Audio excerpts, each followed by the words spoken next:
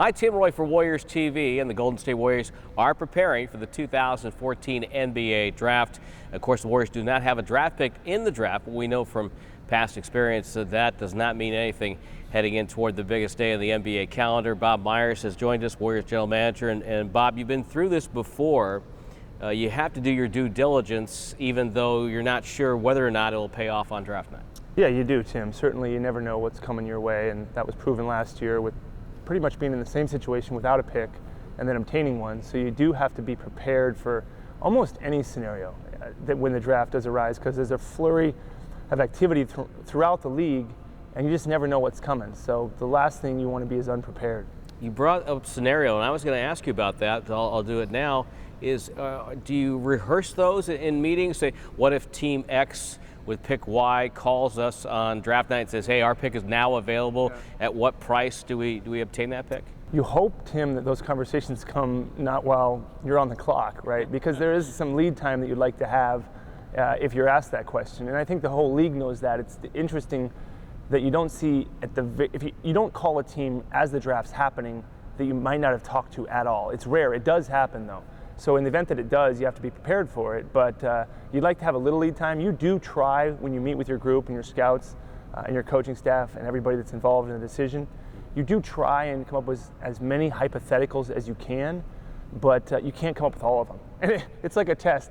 It's like you study for all these things, and when you get the test, none of those things are on it that you studied for. So that's usually what happens. It's you think you've covered it all and you're ready to go, and then you get in there and you have no idea. I remember those tests. Yeah. I didn't like them very much. But you went through a scenario like that at the end of the first round last year, where you flipped about 4 different trades in about 20 minutes. You know what, though? That was unique, and I have to say that the reason that was even possible is we had a multitude of people in the room working on that, because there's no way I could have done all those things and orchestrated all those things. So what was happening was, because we have a very collaborative group, we had one assistant GM, Travis Schlink, on the phone with one team, and then Kirk Lacob was on the phone with another team, and then our scout, Larry Harris, was on the phone with another team, and it's all happening at once. But without empowering our group, those things don't happen. So we're very collaborative, we're a team, and when you take that model, then sometimes things do happen where you end up with a pick. If it's just me in a room with Joe Lacob and sitting there, you're not able to construct things like that. Right.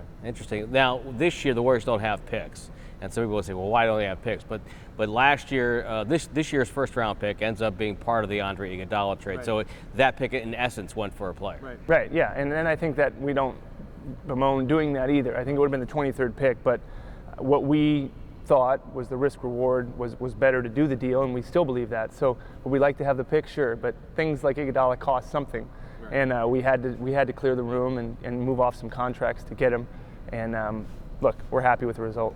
The 2014 and 2017 picks went in that deal, and you can't trade picks in consecutive years. But the 2015 pick comes back into play after the draft. Explain that process. Well, what happens is the league mandated, I don't know how many years ago, the inability to have ever outstanding consecutive years without a pick. So the way that looks is, some people would say, well, you didn't have a pick in 14, that means you can't have a pick in 15. Well, not necessarily. The way the rules work, the nuance is, you can't ever at one period of time, be without picks in consecutive years. But once that year is gone, meaning once the draft is over, that's in the past. So now, looking forward, if you trade 2015, you have a pick in 2016. So you don't look backwards, you look forwards in a situation like that, which sometimes gets misunderstood, because people would say, well, you can't trade 15 because you didn't have 14. Right. You actually can, but you have to wait until the 14 draft is actually concluded to move 15. Now you're bringing in people to work out, and I would imagine some of those are people you might be interested if you could get a pick.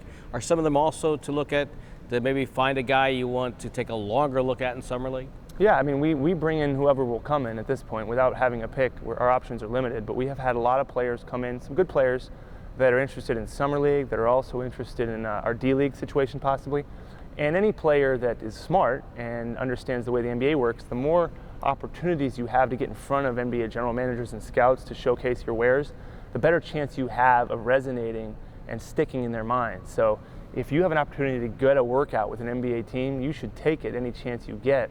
And I think that's the smart way to do it. So that's why we've had 3 And on Monday, we have a free agent camp, which are players that are not draft eligible coming in on Monday and Tuesday. And some of them are former NBA players. Yeah, sure. And you're always looking. Look, Danny Green, great example. Right. The guy in the Spurs was out of the league, and now he's looking at him. So you always are looking to see if you've missed something, if there's a reason a player wasn't drafted. Bazemore was successful for us, was an undrafted player, so we're hoping to find somebody like that. And the Warriors have been very good at that over the last few years. You mentioned the Spurs. Steve Kerr has talked about maybe implementing some of their offense as a basketball guy, and watching the finals. A lot of times when teams win, they get copied the way they play. Wouldn't it be a great thing if that style of basketball would be copied? I mean, even if they didn't win, it should be copied. I mean, they have. It's like I was saying to somebody about half an hour ago.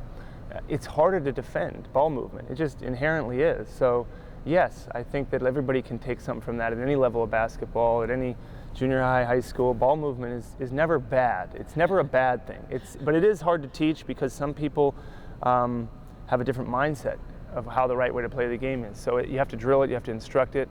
For some people it comes naturally, just to understand, just moving the ball is a positive, but clearly in the NBA, I think it could use more of it, and if the Spurs are the paragon for that, that's fantastic. I don't think any coach in the history of basketball has ever benched a guy for moving the ball or playing good defense. No, so. I don't. Maybe, and they probably got fired for it, right? Well, see, I mentioned Steve Kerr, and this is an important summer for him too. He continues to work on assembling his staff. Yeah, for sure, and I think he's moving towards that. I think we believe we've hired Alvin Gentry, which is good. Just have to sign on the dotted line, but I think he's excited about that. And then beyond that, he's going to work hard, I think in the near term, to get it wrapped up before Summer League, because he is going to coach Summer League. So I think he wants to have his staff in place as we head into July, which is coming up.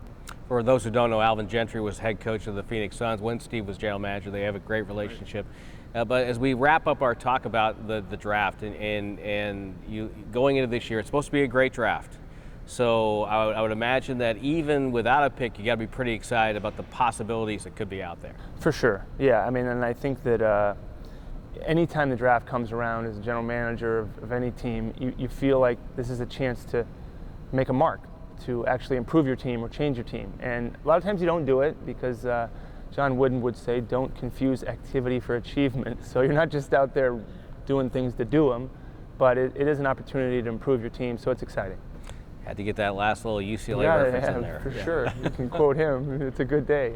Well, that's it. Warriors.com and Warriors TV continues to get ready for the 2014 NBA Draft. For Bob Myers, I'm Tim Roye for Warriors TV.